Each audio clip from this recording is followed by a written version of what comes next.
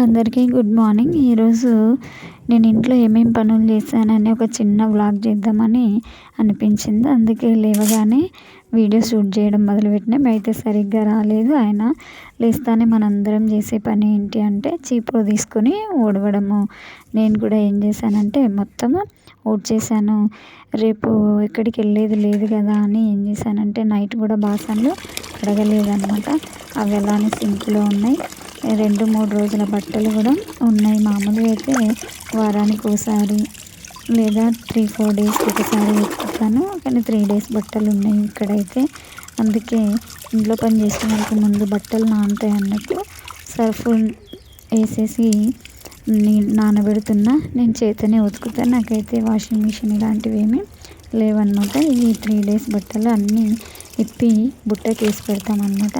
సరే కొంతసేపు బట్టలు నానుతాయి కదా మిగతా పనులు చేసుకునే లోపు అన్నట్టు బుట్టలో ఉన్న బట్టలన్నీ నానబెట్టేసిన అనమాట. తర్వాత ఇంట్లోకి వచ్చేసి సామాన్లు కడిగేసి పొయ్యి కూడా నీట్గా కడిగేసి పెట్టుకున్న.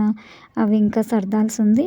అవి అయిపోయిన తర్వాత టైల్స్ అన్నీ ఉంటాయి కదా ప్లాట్ఫాము, తర్వాత వంటగది దగ్గర ఉన్నవన్నీ కూడా దీన్ని సబ్బు పెట్టేసి ఒక బ్రష్ తీసుకొని మంచిగా నీట్గా కడిగేసిన. దాన్ని మళ్ళీ నీళ్ళు పోసి కడిగినాక ఒక పొడి గుడ్డతో తుడవడం నాకు అలవాటు. తుడిచిపెట్టేసుకొని ఇంకా తర్వాత బయట పని చేద్దామని బయటికి వచ్చా. కసు నూకుతున్నాను అనమాట. యాక్చువల్గా అయితే సండే రోజు చేస్తా కానీ ఇంక ఈరోజు ఇంటి దగ్గరే ఉన్నా కదా అన్నట్టు ఏం చేసా అంటే నీళ్ళు పోసి కడుగుతున్నాను అనమాట. సండే అయితే కంపల్సరీ కడుగుతాను. ఈరోజు ఇంటి దగ్గర ఉన్న కొంచెం దుమ్ము లేకుండా నీట్గా ఉన్నట్టు అనిపిస్తుంది అన్నట్టు నీళ్ళు పట్టేస్తున్నా. పట్టిన తర్వాత మళ్ళీ తట్టు సంచితో తుడవడం అలవాటు. మామూలు గుడ్డ తీసుకొని తుడిస్తే చాలా టైం పడుతుంది, చాలా ప్లేస్ ఉంటుంది. అందుకే ఏం చేసిన అంటే తట్టు సంచి బయట ఎప్పుడు కూడా నేను తట్టు సంచితోనే తుడుస్తాను. తట్టు సంచి తుడిచడం వేసేసా. మళ్ళీ గేట్ ముందర కూడా ముగ్గేసాను అనమాట. యాక్చువల్గా నేను వేయను, మా పోర్షన్లోనే ముందున్న వాళ్ళు లేదా ఓనర్ వాళ్ళు వేస్తారు. కానీ ఇక ఈరోజు నేను వేసిన. ఇంకా బట్టలు ఉతకడం స్టార్ట్ చేసిన అనమాట. బట్టలన్నీ ఉతికి ఆరేసి నీళ్ళు పోయే వరకు గోడ మీద వేసేసి తర్వాత ఆరేసుకున్నాను అనమాట. అయితే ఉల్లిగడ్డలు లేకుండే ఉల్లిగడ్డలు కొన్నాము. దాన్ని బుట్టలో సర్దడానికి ఆల్రెడీ ఉల్లిగడ్డలు కొన్ని ఉంటే తీసేసి ఆ ఉల్లిగడ్డల ట్రే కూడా కడిగేస్తున్నాను అనమాట. ఇక మళ్ళీ ఉల్లిగడ్డలు వేసేయచ్చు అన్నట్టు దీన్ని కూడా కడిగి కొంచెం ఎండకు పెట్టేసుకున్నా. మళ్ళీ తర్వాత బకెట్లో నీళ్ళు తీసుకొని ఇంట్లో తుడుస్తున్నా. నాకు కట్టె తీసుకొని తుడవడము మాపు అవన్నీ అలవాట్లేదు. ఫస్ట్ నుంచి కూడా నేను ఇంటినంతా గుడ్డ తీసుకొని వంగే తుడుస్తాను అనమాట. నాకు అది అలవాటు ఎందుకు అట్నే అలవాటు అయిపోయింది. అసలు కట్టె అసలు నేను వాడను అనమాట. ఇంకా అది అయిపోయిన తర్వాత టిఫిన్కి కావాలి కదా కాబట్టి చపాతి బీరకాయ అనుకున్నా కానీ ముందు తర్వాత వద్దు, చిక్కుడుకాయలు వాడిపోతున్నాయని చపాతి పిండి తడిపి పక్కన పెట్టేసి చిక్కుడుకాయలు కూడా ఉడకబెడదామని తీసా అనమాట. పక్కన సెర్వలో ఉడకబెడితే ఎందుకంటే కుక్కర్ పాడైపోయింది, ఇంకా తీసుకురాలేదు. అందుకే పక్కన ఉడకబెట్టినా అనమాట. కొంచెం ఉప్పేసి తర్వాత దాన్ని పోపు పెట్టేసిన.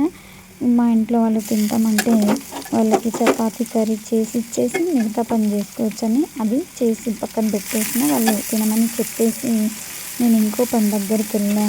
అదేంటంటే మొన్న ఉల్లిగడ్డల సంచి తీసుకున్నాం అనమాట.